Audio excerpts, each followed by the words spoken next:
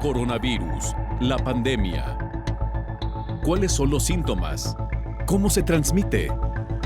¿Qué puedo hacer para protegerme y prevenir la propagación de la enfermedad? Nuevo padecimiento que ha encendido las alarmas de los sistemas de salud.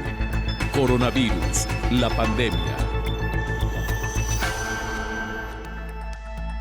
¿Qué tal? ¿Cómo le va? Bienvenido a un programa más de Coronavirus, la pandemia. Estamos transmitiendo desde la sede de Canal 44 para México y América Latina, gracias a la señal de las televisoras públicas que se suman a esta transmisión. Les recordamos que Coronavirus, la pandemia es una producción especial de la Universidad de Guadalajara y que se transmite también a través de Radio Universidad de Guadalajara. Le invitamos para que se ponga en contacto con nosotros a través de nuestras cuentas en Twitter y Facebook, @Canal 44 TV, y a través de WhatsApp en el 33 22 42 06 90.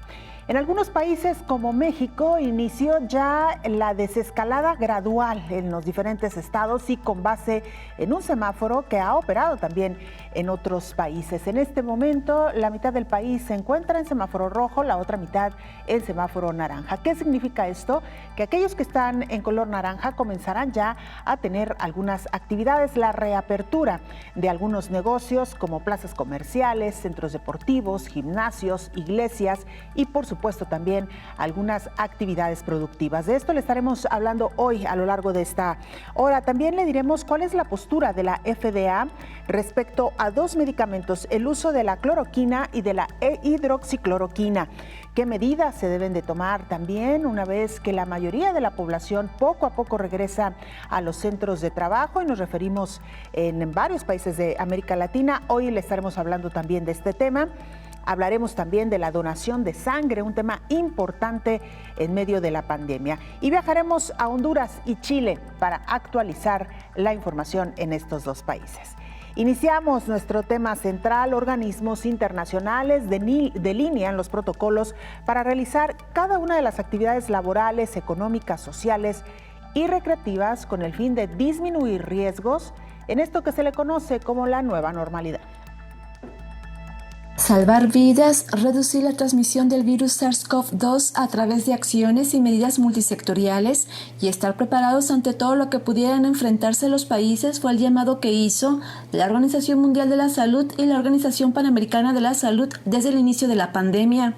A varios meses del impacto socioeconómico que ha dejado la COVID-19, comenzó la reapertura de varias actividades en donde el factor económico ha sido el de mayor peso para cada país, a fin de retornar al llamado día cero o día normal. Sin embargo, en ese transitar de la salud a la economía, la población debe estar preparada sobre las medidas que debe de implementar, no solo en el trabajo, sino en cada sector social, cultural, recreativo, turístico, deportivo, bancos, comunidad y en el hogar.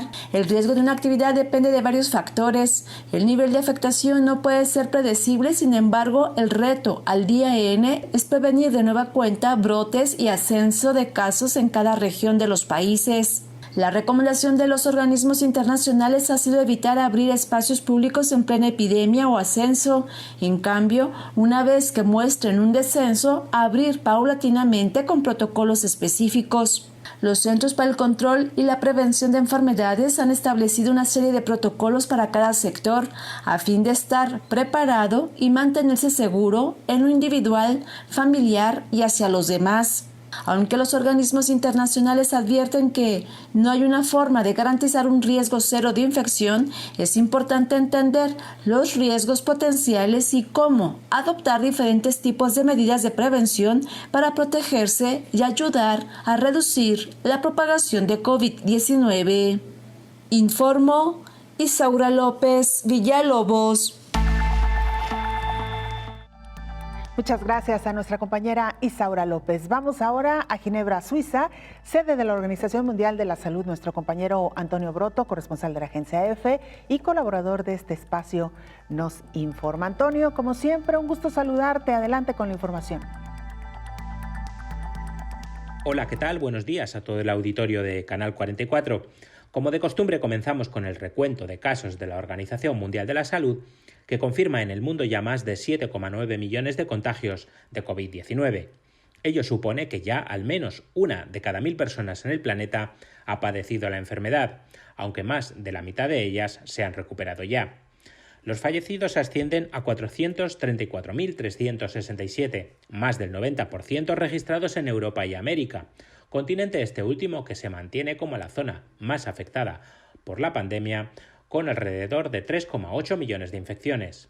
Recordemos que Estados Unidos, Brasil, Rusia e India se mantienen por este orden como las naciones con más casos, mientras que Perú y Chile se encuentran en 8º y 11º lugar. En Ginebra se intenta, mientras tanto, recuperar la normalidad, como se vio el lunes con la reapertura del Palacio de las Naciones, sede europea de Naciones Unidas, para reanudar la sesión del Consejo de Derechos Humanos, que había tenido que ser cancelada en marzo debido a la pandemia. Delegados de todo el mundo asistieron a la sesión, que durará una semana, aunque el hecho de que todos llevaran mascarillas y de que guardaran varios asientos de separación entre ellos evidencia que aún se está lejos de retornar a la normalidad. Un ejemplo de ello se da en China, donde tras varias semanas sin apenas casos, se ha registrado un rebrote en Pekín ligado a algunos de los principales mercados mayoristas de alimentos, lo que ha obligado a volver a cerrar barrios enteros en la capital china y ha vuelto a desatar la alarma entre los pequineses. La OMS confirmó desde Ginebra que al menos se ha declarado un centenar de casos relacionados con este rebrote, tras más de 50 días en los que la capital china no registró ningún caso de COVID-19. Reporto desde Ginebra para el programa Coronavirus, la pandemia. Muchas gracias a nuestro compañero Antonio Broto por esta información y precisamente nos sirve este reporte para darle la más cordial bienvenida al doctor Héctor Raúl Pérez Gómez, infectólogo. Doctor, como siempre, un gusto. Hola, querida Belén, buen día. Gracias por acompañarnos. Justo cerraba Antonio Broto su reporte con este rebrote en China, particularmente en Pekín. Doctor, parte de los riesgos que se han alertado con el regreso a la llamada nueva normalidad, que es justo el tema que hoy abordaremos, y precisamente ante el regreso a estas actividades, doctor, ¿cuál es el principal riesgo, el principal foco rojo que se ha observado en estos procesos, doctor? Pues efectivamente la reaparición de casos y en ocasiones, muchos casos, en ocasiones lo que se conoce como una segunda ola de la pandemia en algunas regiones. Lo está viviendo China en este momento, pero también algunos países europeos lo han vivido. España lo vivió en algún momento. Chile, que incluso tuvo que regresar a medidas de nueva cuenta de confinamiento. Y en el caso de China, algunas regiones o algunos suburbios dentro de Pekín efectivamente han sido de nuevo confinados de forma muy estricta para evitar que estos brotes estén creciendo y con esto se tenga que dar marcha atrás a la nueva normalidad, ¿no? Claro, estamos hablando de países que han pasado la etapa más cruda, digamos, de la pandemia. China, por supuesto, el país donde surge esta nueva enfermedad, pero luego Europa, que también ha entrado ya en este proceso de relativa calma y latente preocupación, doctor, habría que decirlo. Pero luego hablamos también de los países de América. El caso concreto de México, que a partir de esta semana inicia una desescalada ya mucho más pronunciada y generalizada, la mitad de los estados ya con el regreso paulatino, algunas actividades. ¿Cuál sería, digamos, la principal recomendación, doctor? Y quisiera preguntarle en específico, si serán suficientes las las medidas de autocuidado, tal como lo han llamado los gobernantes, ¿no? Y nos referimos desde el presidente hasta distintos gobernadores. Yo creo que las medidas de autocuidado son fundamentales. Mi opinión es que deben ir acompañadas también con una contención en cuanto a el número y el tipo de giros comerciales que deban abrir, porque en ocasiones se podrá tener la conciencia para evitar acudir a lugares concurridos, pero no todo el mundo tiene la misma conciencia, y entonces que un lugar que llama a la concurrencia genere la posibilidad de que vuelvan a ocurrir contagios en la comunidad, pone en riesgo no solamente a quienes acuden, también pone en riesgo a los demás. Por ese motivo, sí, es importante la conciencia personal, es importante las medidas de cuidados personales que hemos repasado hasta el cansancio aquí y en muchos espacios, pero también es importante que no se generen condiciones en donde puedan ocurrir lugares con conglomerado de personas. Con concentraciones importantes. De esto justo hablaremos más adelante, doctor, porque hay que decirlo también, la reapertura de algunas actividades, de algunos espacios, se da también de manera gradual y con ciertas restricciones. Así que claro también que sí. Hablaremos de esto después de la pausa, doctor. Si le parece, regresamos. Usted no se vaya, esto apenas inicia.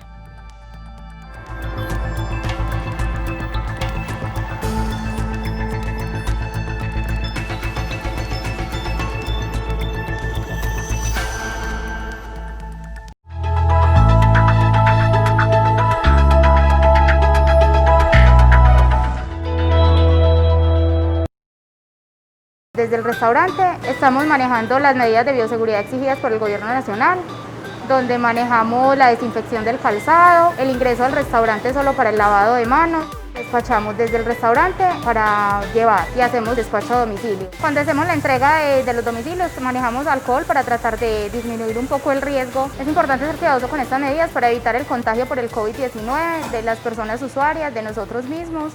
Unidos. Gobernación de Antioquia.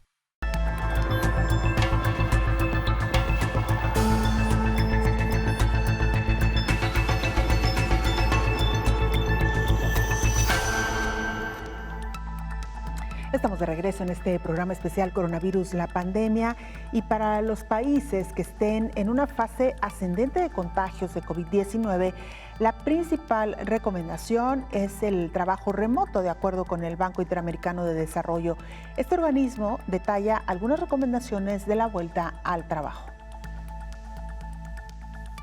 El transporte público representa un alto riesgo para la propagación del virus entre trabajadores y usuarios, como lo demostró un estudio del papel preponderante que tuvo en el contagio en Nueva York, señala el Banco Interamericano de Desarrollo. Una forma de evitar la congestión en los sistemas de transporte consiste en mantener una oferta generosa de estos. En cuanto a la demanda, se debe desalentar los picos altos del uso del transporte, trabajando con los generadores de viajes para que operen con un horario flexible y mejoren la oferta disponible en horarios de menor uso.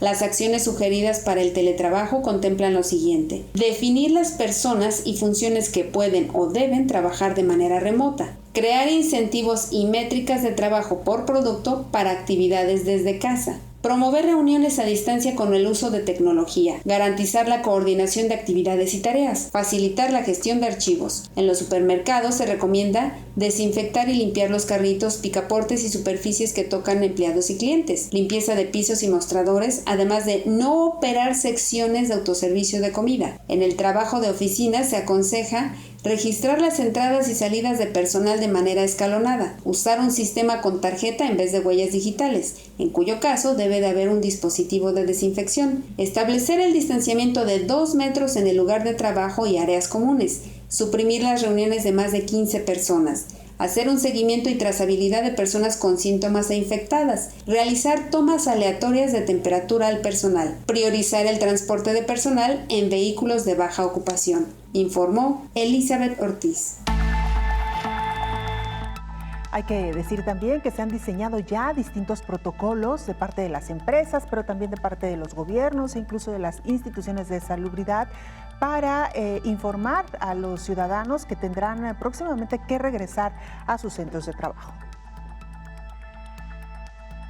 Miles de negocios, mercados, plazas comerciales, hoteles y hasta las playas abren sus puertas paulatinamente a partir de esta semana en el país.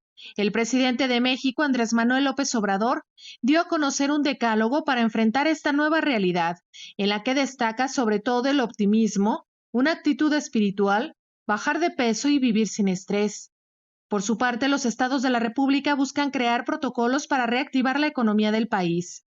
Han surgido ya varias empresas que se dedican a la sanitización y capacitación de los empresarios en este tema. El gerente operativo de servicios de sanitización integral, Israel López Gutiérrez, explica que antes de arrancar operaciones, las empresas deben sanitizar integralmente sus espacios para poder reabrir e instalar un protocolo que tienen que conocer los empleados para minimizar la posibilidad de contagios.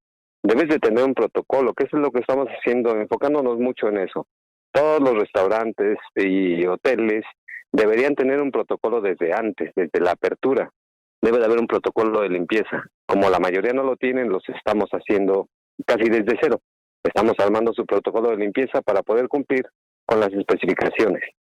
En cuanto a los hoteles, también deberán cumplir con una característica novedosa y deberán apegarse a ella. Según les han informado algunos hoteleros, por lo menos de Bahía de Banderas y algunos de Nuevo Vallarta, explica el gerente operativo. Se comenta que debe de ser entre el 25 y hasta el 50% de la ocupación. Todavía no lo deciden. Pero independientemente de eso, se supone que se va a suspender de cierto modo la limpieza de habitación diaria. Ya no va a poder entrar la mucama o todo a cambiar todas las cosas diario, porque sería, o si está contratado el servicio, diario tendrán que sanitizar la habitación. En cuanto sale el cliente de la habitación, sanitizarla completamente y dejarla en punto cero y otra vez al otro día. Hay otros hoteles que tienen el sistema de que nada más rentaban lo que llaman búngalos. Bueno, pues no va a tener acceso a la persona de limpieza hasta que el cliente salga del hotel. La capacidad va a depender del hotel. Si el cliente quiere el servicio de sanitización diaria, se lo pueden proporcionar. Va a depender de cada hotel, pero lo ideal es que ya no entre el que a fuerzas la mucama. Nosotros asesoramos a unos hoteles en Chacala y llegamos a la conclusión de que lo mejor era avisarle al cliente de una vez. Sabe que no va a haber tendido de cama. Si usted quiere que se limpie diario, va a tener que hacer sanitización y tiene usted que empacar todas sus cosas desde que se va a salir de la habitación para poder sanitizar todo. Los negocios deben cumplir con el protocolo que ha estipulado la Secretaría del Trabajo y Salud para su reapertura, además de manuales que también distribuyen e implementan este tipo de empresas, informó Rocío López Fonseca. Bueno, pues ahí tiene usted esta información, sin duda alguna interesante. Tome nota porque seguramente usted se encuentra ya dentro del grupo de personas que tendrá que regresar próximamente a los centros de trabajo, si no es que ya lo hizo. Importante todas estas recomendaciones y por supuesto atenderlas de parte de los empleadores, de parte de quienes administran los centros laborales, pero también de parte de los trabajadores. Volvemos al tema, doctor Héctor Raúl Pérez Gómez, infectólogo, el autocuidado, ¿qué tan importante será en esta etapa? Pero también es verdad, doctor, que todavía sigue siendo importante el papel de las autoridades. Y en este sentido ha llamado mucho la atención, al menos en el caso de México, que se haya iniciado esta desescalada cuando México atraviesa hoy por hoy uno de sus picos más altos en cuanto a contagios. 150,000 casos confirmados, rebasamos ya esta barrera, lo cual preocupa sin duda alguna algún sector de la población. Sí, definitivamente, y 17,000 fallecimientos. Efectivamente, México sigue en la fase de crecimiento progresivo en el número de casos de contagios, con ocupaciones hospitalarias importantes, sobre todo en algunos estados de la República, como Ciudad de México, como el Estado de México, Baja California, Tabasco, que han sido de los estados más afectados. Y efectivamente, haber iniciado la desescalada, entendiendo que la apertura económica pues ha sido un asunto fundamental también ante una pandemia que de origen sanitario también ha generado graves problemas económicos y sociales, pero la mayor parte de países han iniciado la desescalada cuando también la curva va al descenso, cuando ya están controlados el número de contagios y particularmente se está teniendo menos fallecimientos, menos ocupación hospitalaria, que son los principales indicadores de que está habiendo control de una epidemia, en este caso de una pandemia. Entonces, efectivamente, llama mucho la atención la desescalada en un momento en el que sigue siendo crítica la situación en la República Mexicana. Y por otro lado, comentábamos de las medidas de cuidado personal, que deben tener ante todo origen en función de la propia conciencia, del autocuidado y del cuidado para los demás. Pero las autoridades no deben, bajo ninguna circunstancia, soltar ni un poco del control y de la disciplina en la vigilancia del cumplimiento de protocolos. Escuchábamos en varios de los reportajes la implementación de esos protocolos que incluso, hago aquí un breve paréntesis, los Centros para Control de Enfermedades de Atlanta, en Estados Unidos, el día 12 de junio, y ojo con esta publicación muy interesante, publican protocolos prácticamente para todos los escenarios posibles, al menos los más cotidianos. ¿Qué hacer si hay que ir al banco? ¿Qué hacer incluso si hay que ir al gimnasio? ¿Qué hacer? Pero delineado con punto y coma, como decimos coloquialmente. Es muy importante que ese tipo de protocolos, con ese lujo de detalle, sean implementados, publicados y vigilados. Ahora que estamos en la reactivación económica en sus diferentes momentos, ¿no?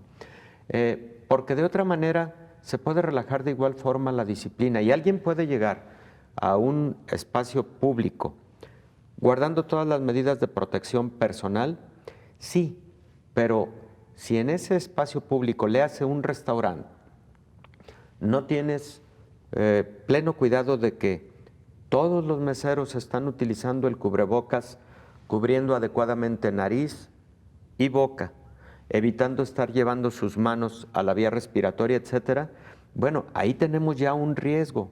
Por eso tiene que ser muy homogéneo el cuidado, la aplicación del protocolo y la vigilancia del protocolo, porque la vigilancia del protocolo le corresponde a las autoridades sanitarias y la sanción por el incumplimiento del protocolo en un establecimiento le corresponde a las autoridades sanitarias. Eso dejémoslo muy claro. Sí, cada persona tiene una alta responsabilidad en esto, sí, pero también los protocolos en los establecimientos se deben cumplir a cabalidad y debe haber vigilancia permanente. Claro, y la importancia, doctor, de llamar a la conciencia de los empleadores, de los gerentes, directivos, responsables, para tener una adecuada capacitación de su personal, sobre todo de aquellos, como bien lo decía usted, que están en atención y servicio al público, porque eso es muy importante. Se pensaría que por esta reducción en los espacios y en la cantidad de personas que pueden ingresar es menos la posibilidad. No, pero si los contamos a lo largo del día, es un ir y venir de personas que sin duda alguna aumentan el riesgo. Así que bueno, doctor, con esto, por supuesto, y mucho más, vamos a regresar después de la pausa. Hacemos una pausa, le recordamos las formas de hacer contacto, @Canal 44 TV en Twitter y Facebook, y también nos puede mandar mensajes en WhatsApp en el 33 22 42 06 90. Una pausa, volvemos.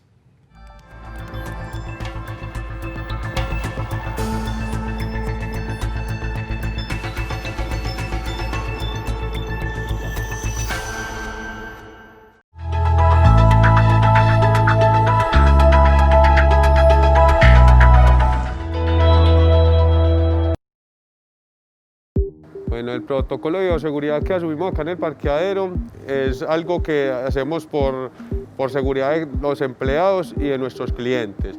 Tenemos de todo, empezamos con una inspección de los vehículos que entran, tenemos desinfección de calzado y desinfección de manos también con producto. Las medidas de bioseguridad es algo que tiene que tomar en serio. Yo creo que no hay nada más valioso en este mundo que la vida. Unidos. Gobernación de Antioquia.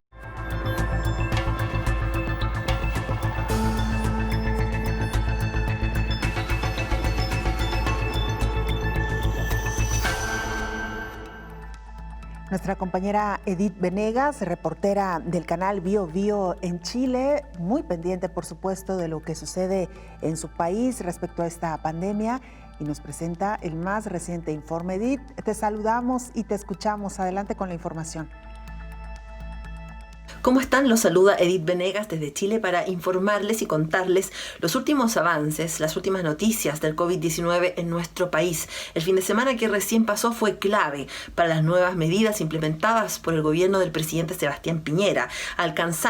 Se superó, de hecho, se pasó la barrera de las 3.000 personas fallecidas, lamentablemente, en nuestro país, lo que agravó la situación y la tensión en distintos sectores políticos y también entre la población y el ex ministro de Salud, Jaime Mañalich, quien renunció finalmente a su cargo, asumiendo el doctor Enrique París, una persona relacionada al colegio médico acá en nuestro país más que a la política. Sin embargo, una persona que ha colaborado con el gobierno del presidente Sebastián Piñera, que va a seguir la misma línea. Sin embargo, ya a partir del día de hoy ha manifestado algunos cambios, sobre todo en la transparencia de la información y en el orden también con el cual se van a entregar los datos en nuestro país. Es quizá la polémica más grande que habíamos tenido desde que comenzó la pandemia a nivel político.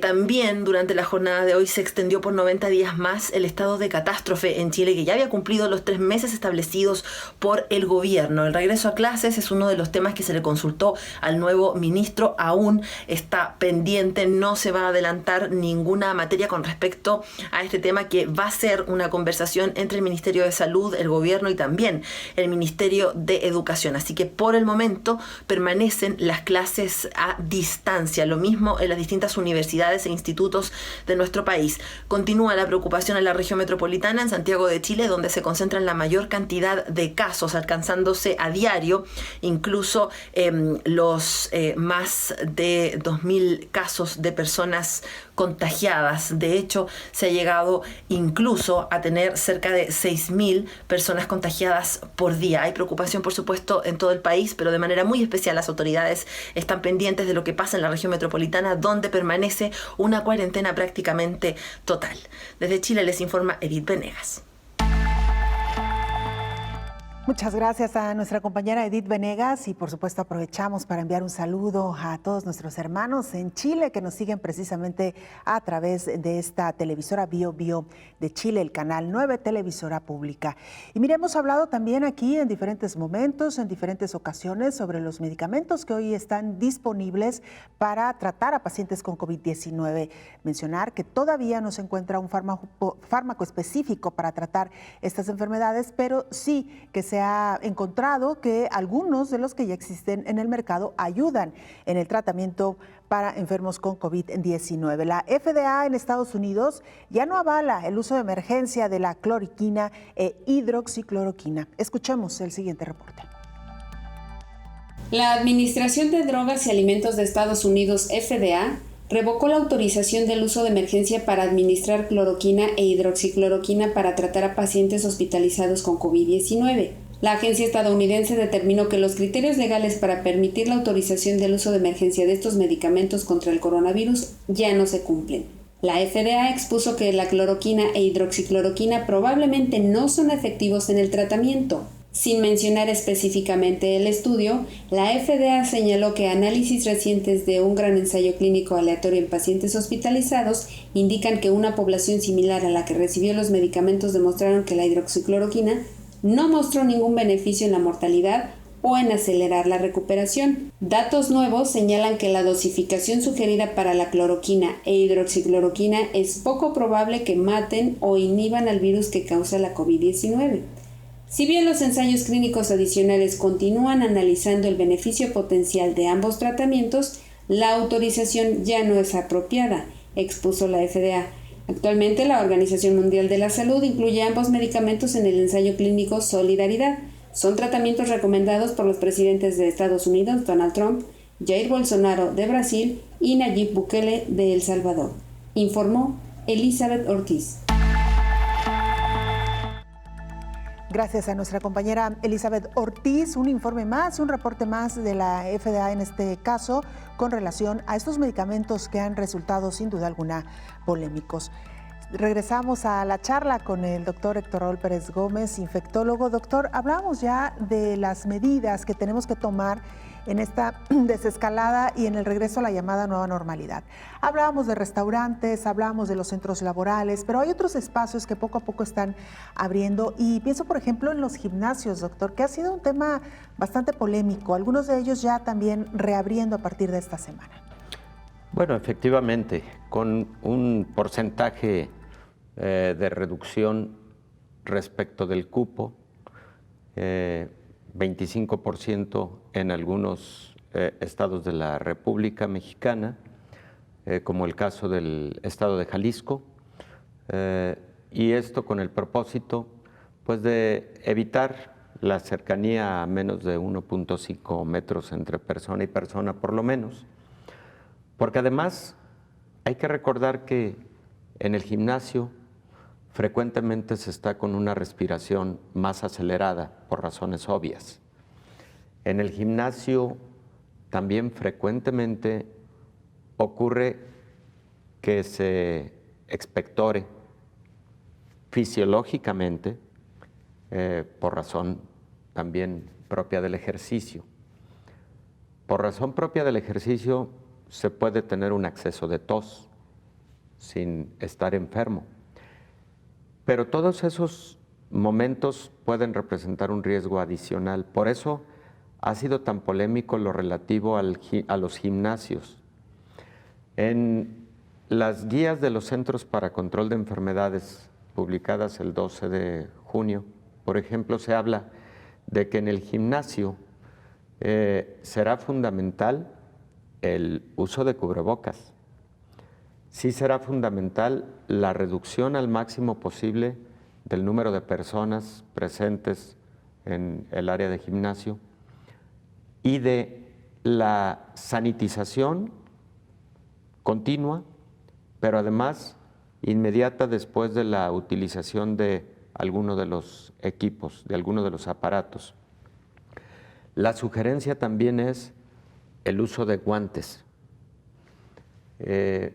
Otra de las sugerencias es evidentemente un filtro sanitario al ingreso, en donde se tome temperatura y en donde a través de algunas preguntas se identifique el mínimo síntoma que evite el acceso a la instalación.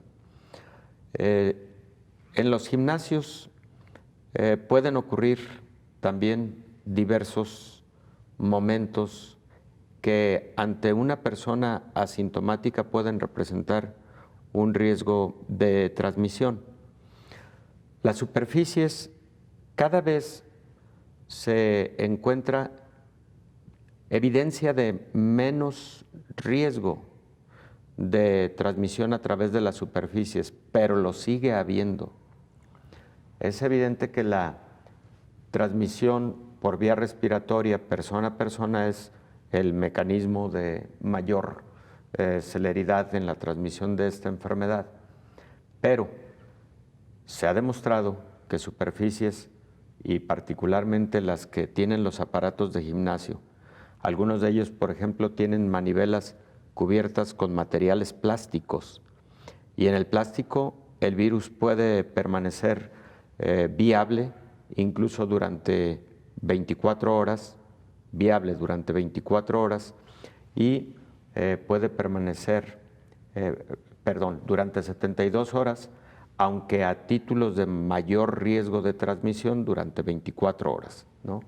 Entonces, todo eso se tiene que considerar para sanitizar adecuadamente y debe haber alguien que vigile el cumplimiento de ese tipo de protocolos, porque de otra manera se puede convertir en un serio foco de infección un gimnasio. Por otro lado, hay protocolos relacionados con el acceso a bancos, la distancia interpersonal. Los protocolos establecen que en la medida de lo posible se realicen las transacciones por vía remota, por vía de plataformas, pero que en aquellas circunstancias en donde obligadamente se tenga que acudir a una sucursal, bueno, siempre portando cubrebocas, siempre con el lavado de manos o el uso de gel de alcohol. Existan también filtros sanitarios para el ingreso, tapetes sanitizantes para los pies y finalmente que exista en todo momento entre el usuario y quien atiende alguna barrera de protección. No siempre es presencia frente a un cajero, a veces es con un funcionario del banco. Bueno, también se ha sugerido que en esas circunstancias materiales de acrílico separen entre el usuario y el funcionario que va a brindar la atención. Todas esas medidas van contribuyendo a un mayor grado de seguridad. Y en relación al cubrebocas, Belén, que ha sido polémico en tantos y tantos momentos, la mayor parte de agencias internacionales están de acuerdo en la utilidad del cubrebocas. En otros momentos no lo estaban por falta de algunas evidencias. El uso de cubrebocas, recordarás, al origen, en el inicio de la pandemia, se hablaba de que fuera solamente utilizado por el enfermo, sobre todo con síntomas respiratorios, para evitar transmitir a los demás. Esto ha venido cambiando. ¿Por qué motivo? Algunos estudios demuestran que cuando se utiliza de manera generalizada, se reducen los riesgos en un porcentaje bajo, no mayor al 10%, que en algunos casos ha sido estadísticamente significativo y en algunos otros ha sido estadísticamente marginal. Bueno, sí, pero ante una crisis, ante una pandemia, el beneficio, aunque sea marginal, hay que aceptarlo.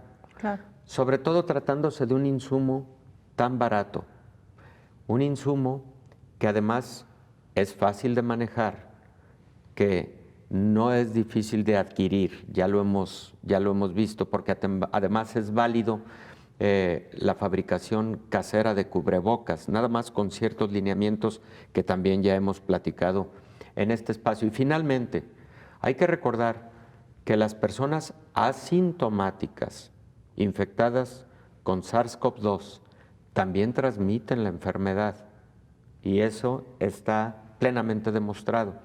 Bueno, el uso de cubrebocas bajo ese escenario también protege al resto de la sociedad o al resto de la comunidad. Entonces, no hay lugar a dudas. En una pandemia como esta, el uso de cubrebocas ha demostrado resultados positivos, aun cuando no sean en el porcentaje que quisiéramos, pero resultados positivos. Último comentario en relación a cubrebocas. Hay un estudio publicado hace 3 días con respecto a, número 1, la utilidad de los cubrebocas caseros bien hechos y con los materiales adecuados y con respecto a que sigue siendo útil su lavado con la ropa y con la manera en la que se lava la ropa en casa. Pero hay otros estudios en relación a la esterilización de los cubrebocas N95 y en relación a los cubrebocas quirúrgicos, los utilizados por el personal de la salud.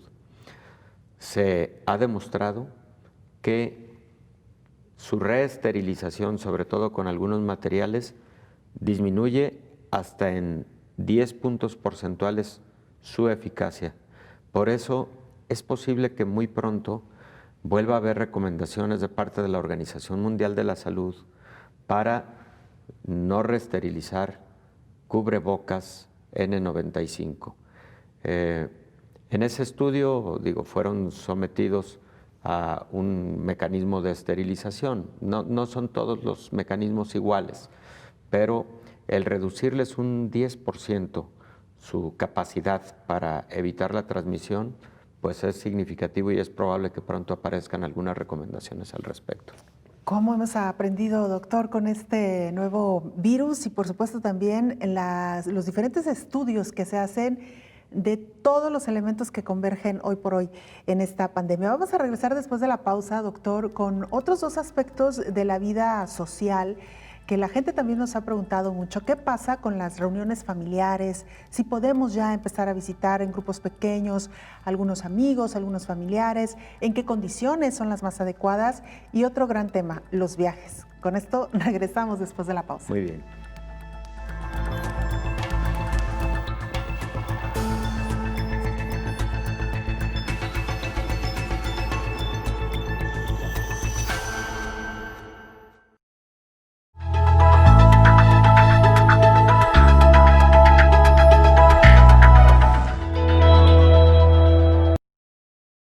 Siempre de las maniguetas.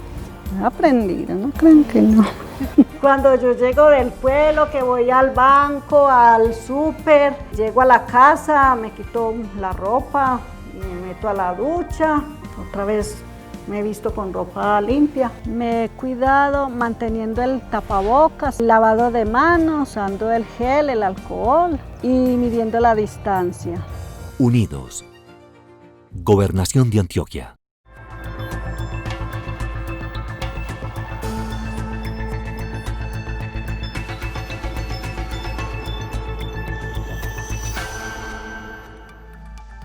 En Honduras, nuestra compañera Naomi Mesa nos informa sobre la situación que hoy por hoy atraviesa este país de cara a la pandemia COVID-19. Naomi es periodista de STV Telebásica de Honduras. Adelante, Naomi, te escuchamos. Un saludo para ti, Belén, y para toda la audiencia de Canal 44. En Honduras, desde el primer caso de COVID-19 hasta la fecha, hemos sobrepasado los 8.800 casos positivos, con una lamentable pérdida de más de 300 personas. Pero nos alegra poder informar que el total de recuperados es de más de 967 hondureños. De los casos positivos, 720 se encuentran hospitalizados. De estos, 436 en condición estable, 252 en condición grave y 52 en cuidados intensivos. Honduras, con una tasa de letalidad del 3.7%, sigue en la primera fase de la apertura inteligente con su segunda semana, donde más establecimientos como los centros comerciales se suman a abrir sus servicios a la población. Sin embargo, la alerta roja extendida en todo el país y el toque de queda sigue en vigencia hasta el 28 de junio, con los permisos de salida por terminación de un dígito de identidad por día, por lo que las empresas deberán acatar estas órdenes para poder atender a la población que necesite de sus servicios, tomando en cuenta todas las medidas de seguridad sanitarias establecidas para el control de la propagación del virus. Lamentablemente, nuestro sistema de salud poco a poco se ve cada vez más afectado con el aumento de casos de COVID-19, sin espacios en los centros hospitalarios y sin personal médico que atienda a los pacientes, ya que muchos de ellos ya han sido contagiados de este virus.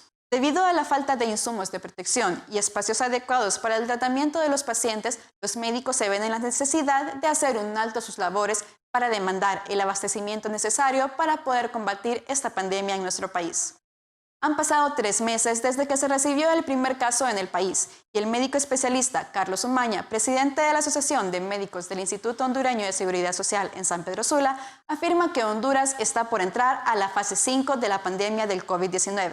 Donde asegura que los hospitales se verán colapsados en su totalidad debido al alto número de pacientes contagiados de coronavirus. Por otra parte, el doctor Marco Moncada, presidente del Colegio de Microbiólogos y Químicos Clínicos de Honduras, confirmó que hay una mora de más de 3.500 pruebas de COVID-19, de las cuales se desconoce el resultado. Además, aseguró que estos pacientes deberán volver a tomar la prueba para obtener resultados certeros. Afirmó que esto es a consecuencia de 2 factores. La demora se produjo debido a que, además de analizar muestras de posibles nuevos enfermos, verifican si otros ya vencieron el padecimiento o deben seguir bajo tratamiento. Y la segunda razón es que el equipo que se está utilizando es por los momentos prestados. Debido a esto es el atraso en la entrega de los resultados a las pruebas. Queremos recalcar y recordar a la población que no olvide los protocolos de salud que debemos seguir para evitar el contagio del COVID-19 y que, como sabemos, lo ideal es quedarse en casa. Para Coronavirus, la pandemia, informó Naomi Mesa de STV Telebásica. Muchas gracias, Naomi, por este reporte. Hemos hablado también de las donaciones de sangre en medio de esta pandemia. sin duda alguna necesarias, porque de alguna manera se han encontrado algunos beneficios para tratar a pacientes con COVID-19. De esto habló la directora de la Organización Panamericana de la Salud, Carissa Etienne. En el marco del Día Mundial del Donante de Sangre, la Organización Panamericana de la Salud hace un llamado a las naciones para que busquen estrategias para motivar a los donadores altruistas de sangre. La directora de la organización, Carissa Etienne, señala que gracias a la donación altruista se pueden atender las emergencias. Los donantes de sangre hacen posible la transfusión de más de 10 millones de unidades de sangre cada año en América Latina y el Caribe. Esto es vital para proteger la salud y la vida de los pacientes que necesitan trasplantes, las personas que padecen cáncer, las mujeres que sufren hemorragia posparto y las personas heridas en actos de violencia o accidentes de tránsito. Durante la actual pandemia de COVID-19, nos enfrentamos a una posible escasez de suministros de sangre, por lo que la donación es más importante que nunca. Sin embargo, a pesar de la donación de 10 millones de unidades, es insuficiente. Sigue siendo muy baja para las necesidades de la región. Con la aparición de la pandemia del coronavirus, se complicó aún más esta práctica que algunas personas ya tenían como un hábito, informó Rocío López Fonseca. Bueno, pues ahí tiene usted este reporte. Gracias a nuestras compañeras por estas piezas informativas. Regresamos a la charla, ya casi, doctor, para terminar este programa, nos quedan todavía algunos minutos. El infectólogo Héctor Raúl Pérez Gómez, hablábamos de dos actividades sociales que mucha gente está muy interesada, doctor. ¿Cuándo volveremos a ver a nuestros seres queridos en medio de esta desescalada? ¿Cuál es la manera más segura de verlos? Y bueno, el tema de los viajes, que si gusta eso lo vemos después, pero primero la interacción social, ¿cuál podría ser, digamos, las medidas más efectivas, doctor? Bueno, la comunicación entre familias es fundamental.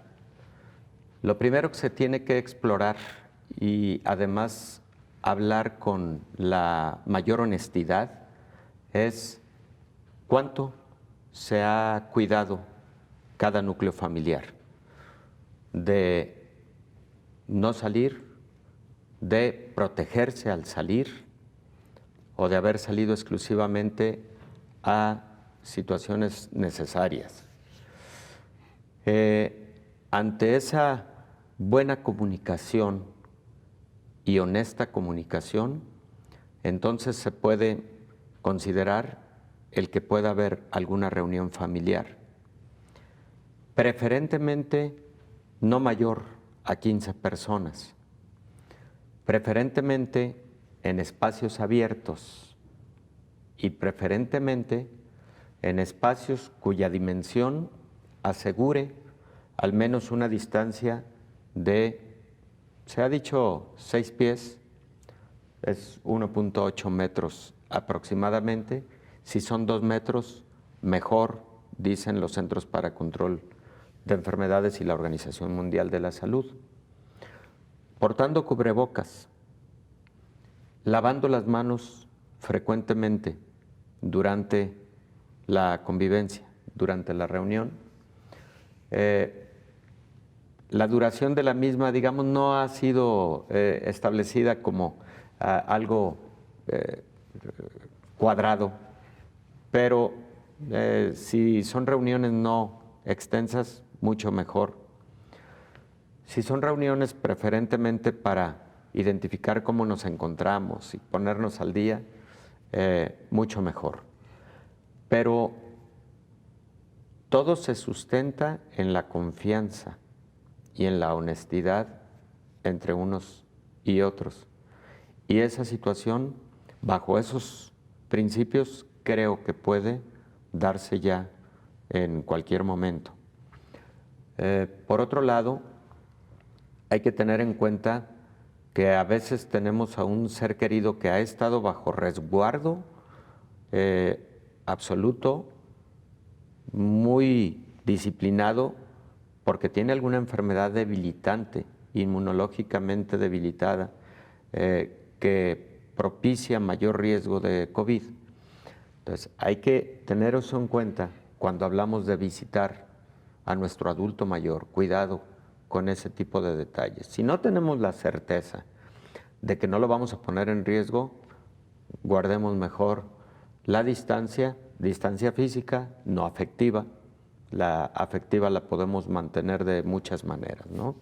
Pero creo que esos serían los aspectos fundamentales en la toma de una decisión de una reunión familiar. Por supuesto, el uso de cubrebocas, doctor, Sí. en estas reuniones, la constante sanitización de las manos, de los espacios de preferencia, ¿no? Donde se va a convivir. Y sí, bien, como bien lo decía, importante que se cuiden algunos detalles. Si es una reunión al aire libre, mucho mejor, porque en esa medida puede circular el aire, no se concentra pues estas cargas virales que tanto nos han hablado ustedes los médicos, ¿no, doctor? Así es.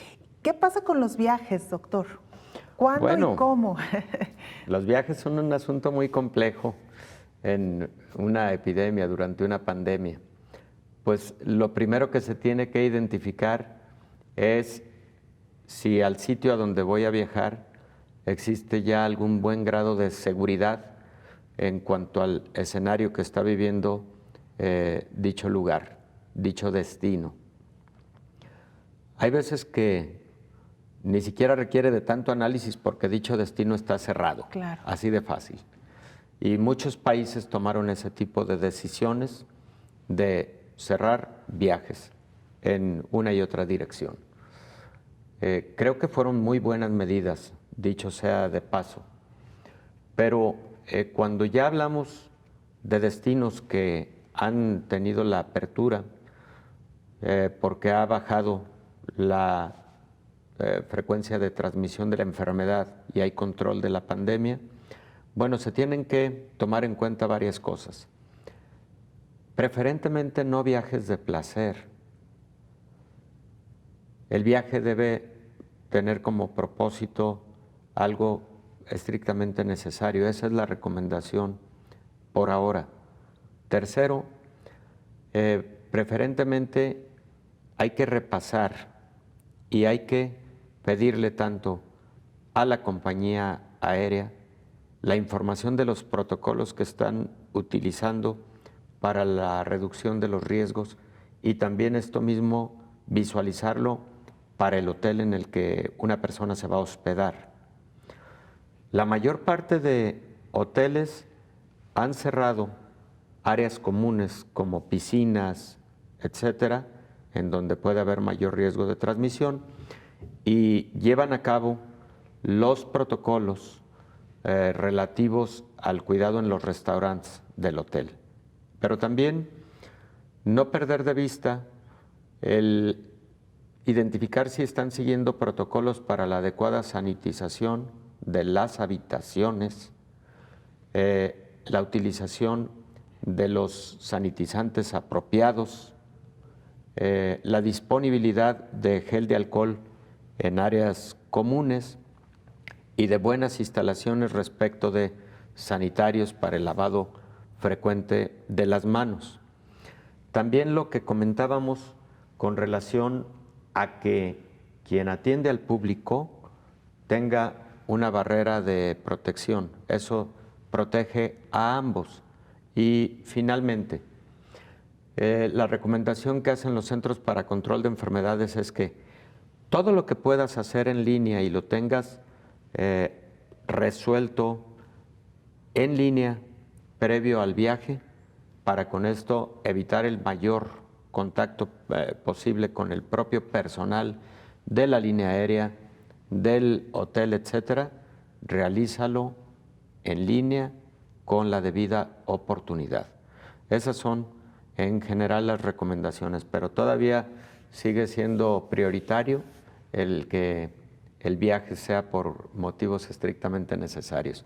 No nos gusta, quisiéramos que ya también los viajes turísticos, etcétera, pudieran estar disponibles, pero la realidad por el momento es otra. Así es, aun cuando han comenzado a abrirse ya algunas playas en los diferentes países de América Latina, lo Claro. mejor es esperar. Y sobre todo, y lo más importante, doctor, hoy que hemos abordado este tema, el lavado de manos constante, el uso de cubrebocas, la sana distancia y quedarse en casa si no hay una necesidad urgente de salir. Doctor, como siempre, muchas gracias. No, gracias a ti, Belén. Como siempre, un gusto. Igualmente, doctor, es el doctor Héctor Raúl Pérez Gómez. Nosotros nos despedimos, lo invitamos para que nos acompañe el día de mañana en un programa más de Coronavirus, la pandemia. Hasta entonces.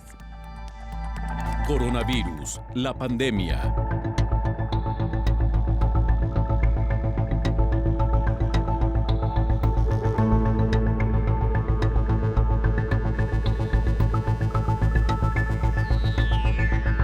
Coronavirus, la pandemia.